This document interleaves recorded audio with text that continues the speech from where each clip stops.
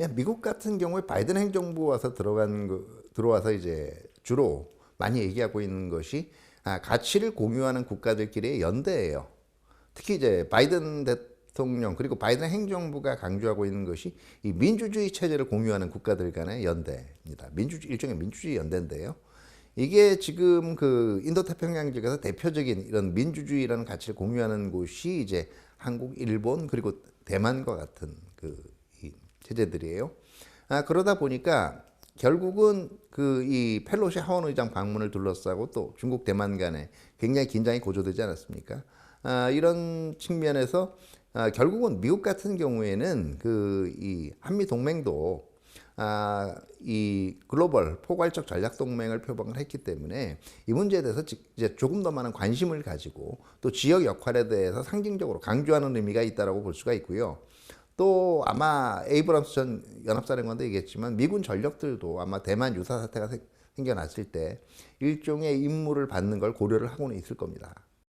낸시 펠로시 하원 의장이 8월 초에 타이완을 방문하고 나서 그 직후부터 중국이 보여준 그 군사훈련의 강도와 범위는 아주 전례 없는 스펙타클이었다. 이게 여태까지 타이완을 압박한 군사적인 대응 조치와는 차원이 다른 새로운 중국군의 움직임이 나타난 거거든요. 문제는 뭐냐 하면은 이런 중국군의 공세적인 행동에 대해 가지고 미국을 비롯한 서구가 아무런 조치를 못 취했다는 거예요. 아무런 어떤 억제력도 발휘하지 못하고 그냥 중국군이 하고 싶은 대로 허용해주는 식으로 최근 정세가 전개돼 왔습니다. 이 점이 서구의 특히 미국의 전략가들에게는 매우 곤혹스러운 측면입니다. 이래가지고 과연 미래에 그 타이완 침공을 억제할 수 있겠느냐 이런 문제의식이 최근에 본물 터지듯 쏟아져 나왔어요. 그러면은 지금 미국이 동맹국과 협의하고 싶은 것은 앞으로 타이완에서 위기가 발생했을 때 더욱 강화된 공조, 그 다음에 중국군을 억제할 수 있는 이런 군사적인 대책이 필요한 거거든요.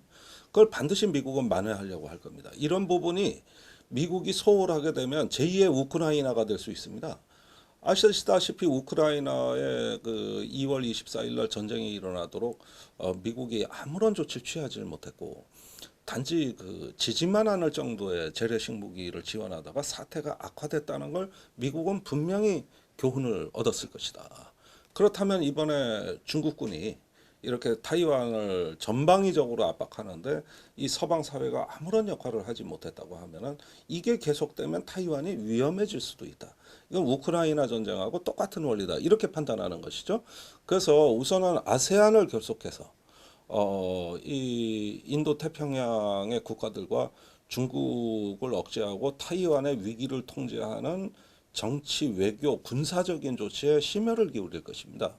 그러면 한국과 일본으로부터도 어떤 보장을 받아내려고 하는 것이죠. 유사시에는 한국, 일본도 타이완 방어를 위해서 일정 정도 기여를 하고 또 군사적인 기여도 할 수 있는 이런 어떤 그 협의가 이제는 시작됐다고 봐야 되는 것입니다. 근데 지금 아마 그 전반적인 측면에서 그러니까 그 시진핑 3기 시대로 들어선다라고 해도 중국 입장에서는 아직은 직접적으로 미국과 군사적인 갈등을 벌이거나 또는 충돌까지 가는 것은 부담스러운 입장이에요. 아마 그걸 아마 5년 뒤, 10년 뒤에는 내심 그런 상황을 염두에 두고 있을지는 모르겠지만 지금은 일종의 대만에 대한 어떤 심리적인 압박 그리고 사실상 대만 근처에 근접하려고 있는 다른 국가들이 가지게 되는 일종의 우려를 자극하려고 하는 측면이 강하고요.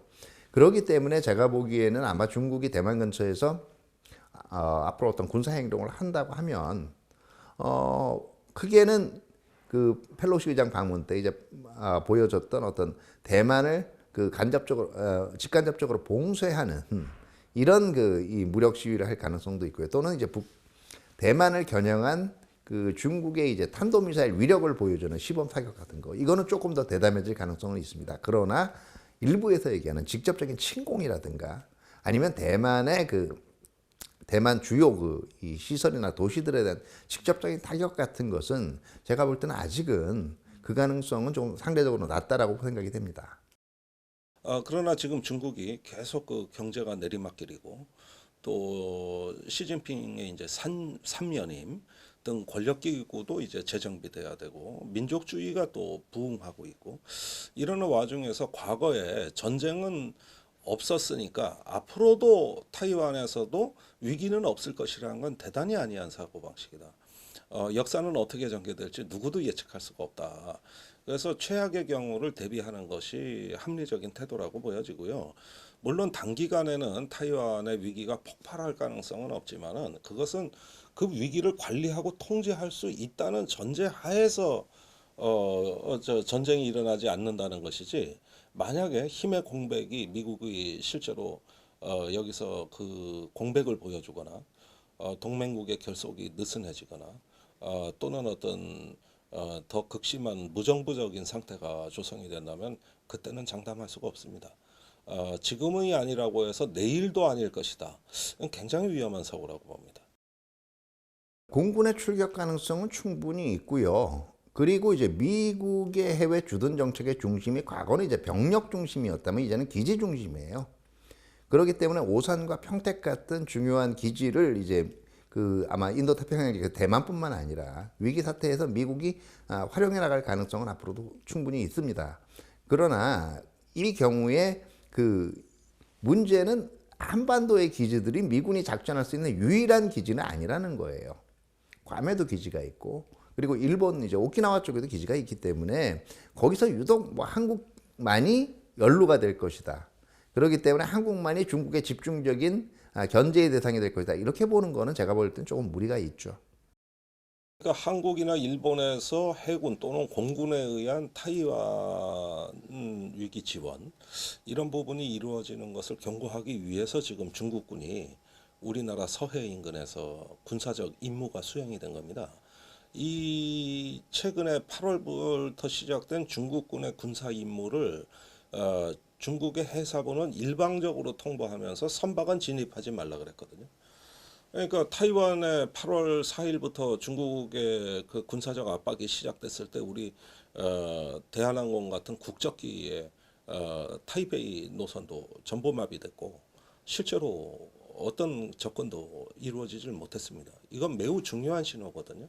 그것을 이번에 더 한반도 인근으로 확장을 해서 어떤 군산, 오산 또는 일본의 오키나와 요코스카 이런 데 주요 미군 거점에 발을 묶겠다고 하는 이런 중국군의 전략적 의도가 드러날 가능성이 높다.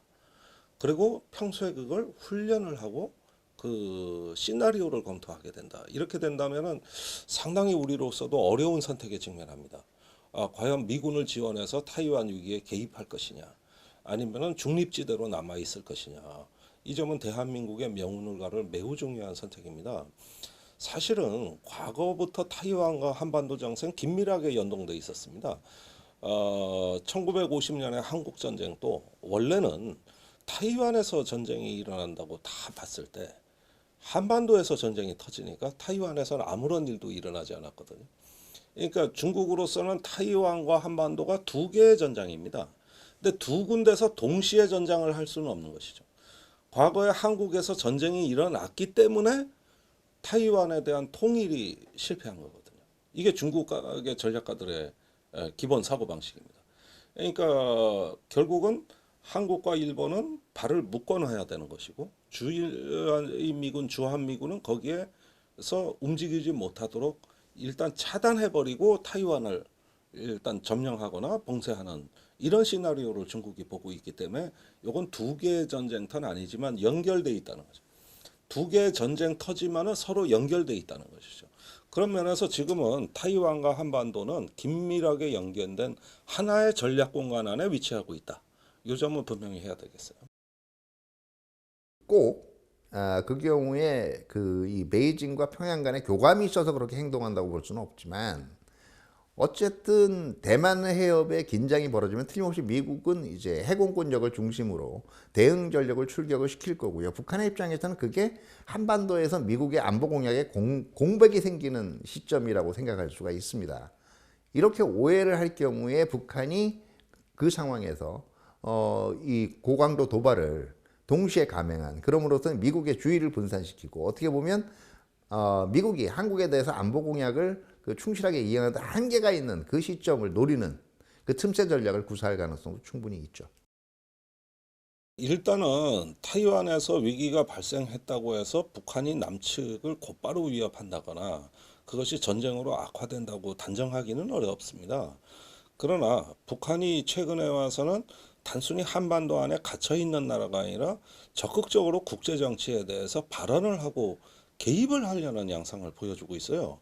최근에 우크라이나 전쟁이 일어나고 이제 북한이 루안스크와 도네츠크 두 신생 공화국을 바로 승인을 해버리고 우크라이나 외교가 단절되면서까지도 그 북한 대사가 루안스크를 방문하는 이런 어떤 그 양상들을 보게 되면은 북한은 이제는 주변 정세에 의해서 주도 당하는 게 아니라 자기들도 주도할 수 있는 하나의 행위자라는 것을 자꾸 분명하게 강조하는 이런 어떤 지역 전략을 지금 구사하고 있다.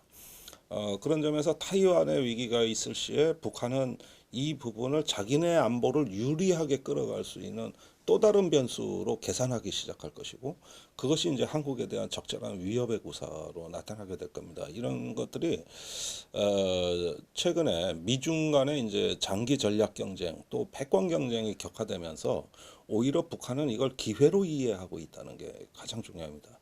이건 오히려 북한이 이제는 한미일과 협상이나 대화에 미련을 두지 아니하고도 현재와 같이 격화되는 미중 전략 경쟁에 편성만 하면 그러면 또 다른 어떤 자기들의 활로가 열린다고 믿고 있기 때문에 그런 가장 큰 변수는 타이완으로부터 올 것이다. 이런 정도의 생각은 분명히 할 수밖에 없다. 오히려 안 하면 이상한 거다.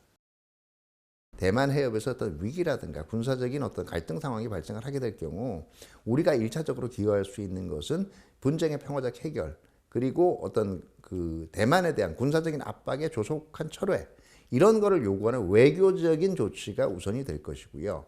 거기에 대해서 어떤 군사적인 상황까지를 생각을 할 경우에는 이게 단순한 중국 대만 간의 분쟁이 아니라 지역 전체의 분쟁일 경우에는 한국도 그 역할을 생각하지 않을 수가 없겠죠. 더더구나 만약에 이미 말씀드린 것 같이 이 남북한 간의 분쟁과 그 북한의 도발과 대만 해협에서의 긴장이 동시에 일어나게 될 경우 그 경우에도 뭐 한국은 그 일정한 특히 한반도에 있는 미군 기지의 활용이라든가 이런 데서 협조를 할 수가 있겠지만 그러나 우리 기여는 그 바로 두 번째의 경우에는 더더욱 일단은 북한으로부터의 어떤 위협 억제에 중점을 둘 수밖에 없는 거고요.